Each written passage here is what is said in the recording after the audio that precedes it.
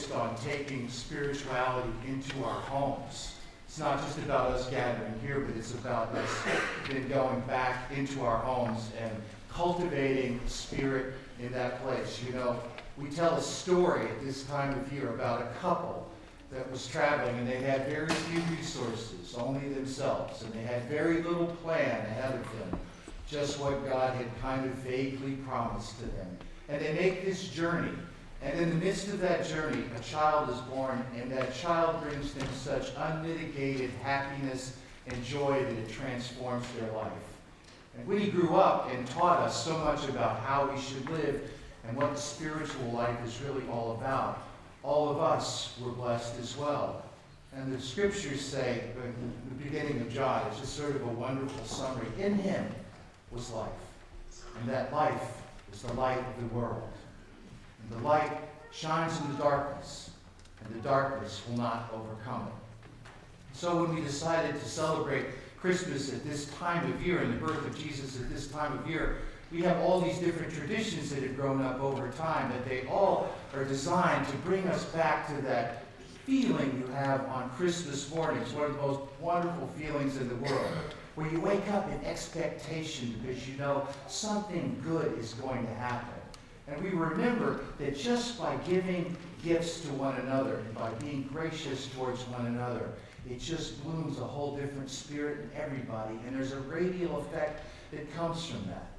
And so we're into this period of the year when the days get very short and we're surrounded by darkness. And let's face it, the end of the year comes with a lot of darkness with it as well. We've got a lot of anxieties, and for some reason our anxieties just seem to be magnified in the dark, don't they? We've got people at work, we've got bonuses we got to cut up and compete with everybody else, and our organization for how much money is going to be left over at the end of the year. If you're a contractor this time of year, your to-do list is way too long. You're just grumpy because you can't get people to follow through and do what they're supposed to do.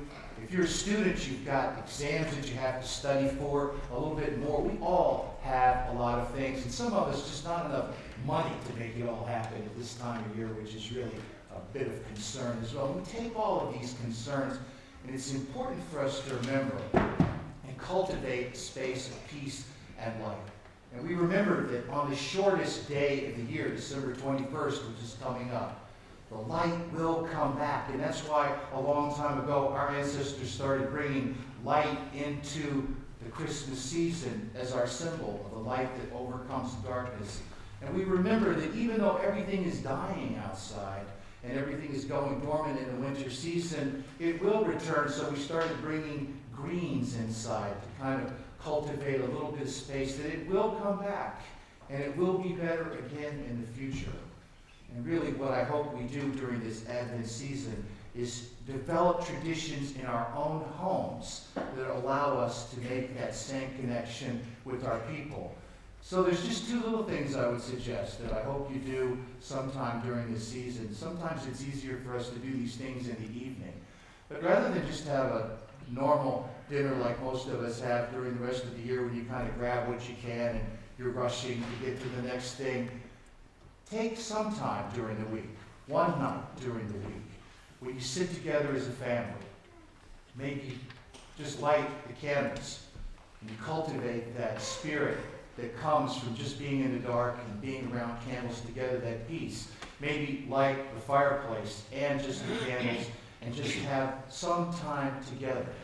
And we're going to send you some pieces that you can read, like that beautiful piece from Isaiah that Mary read this morning, that invoke the most elevated passages and elevated thoughts in the Bible, and the wonder of the season and the hope of new birth.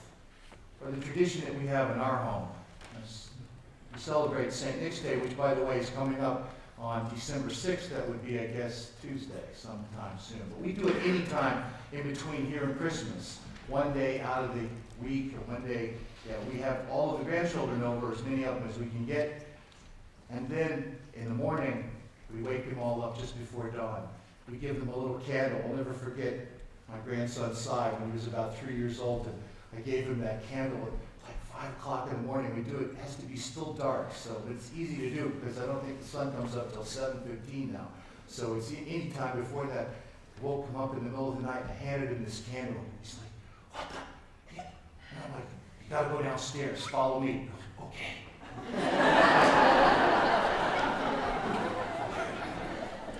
Because there's just a wonder and a mystery about the night and being waked up and being surprised. And we've got to cultivate some of that mystery because that's what our lives are all about. And that's what real spirituality is all about. We just come downstairs together. They get one simple present. This is the tradition for St. Nick's Day. That's from Holland, where they used to put some candy in kids' shoes. And actually, that's plenty of gift because it's not about the gift for that day. One thing small, just to kind of get them going and remember that Christmas is coming.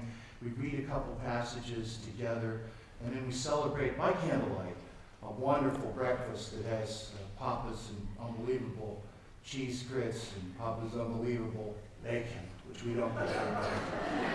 But it's just a wonderful time to be together and watch people's faces radiate and remember that what it's really all about is us lighting one another up with our grace and our wonderful presence with each other.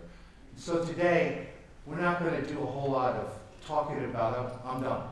We're going to go from here and we're going to have, I invite you to the table, we're going to have communion together as we stand families to families, and then just share time as we prepare for the holiday season and remember the intangible spiritual gifts that make the season the season. We've got way too much commercial stuff, but we can also set a spiritual vibe, and I hope you're able to do that in your home this season as well. You come join me and stand family to family as we gather around the table for communion.